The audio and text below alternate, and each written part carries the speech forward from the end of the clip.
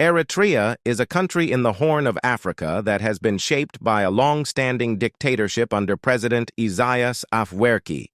Let's explore how this nation went from independence to becoming one of the most repressive regimes in the world. Independence and Hope, 1991 to 1993. After a 30-year independence struggle against Ethiopia, Eritrea became independent in 1993. The Eritrean People's Liberation Front, EPLF, led by Isaias Afwerki, guided the country to freedom, sparking hopes for democracy and development. One-party rule and repression, 1994-1997. The EPLF transformed into the People's Front for Democracy and Justice, PFDJ, the only legal political party. Although a constitution was drafted in 1997, it was never implemented.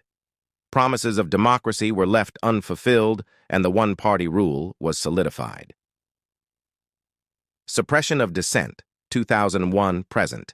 In 2001, a group of senior officials known as the G15 were arrested for demanding reforms. Since then, political opposition, independent media, and civil liberties have been systematically suppressed. Arbitrary arrests and enforced disappearances are common. Militarization and national service, 1995-present. In 1995, the government introduced mandatory national service, initially meant to last 18 months. In reality, many have been forced to serve indefinitely, a practice criticized as forced labor and a means of population control.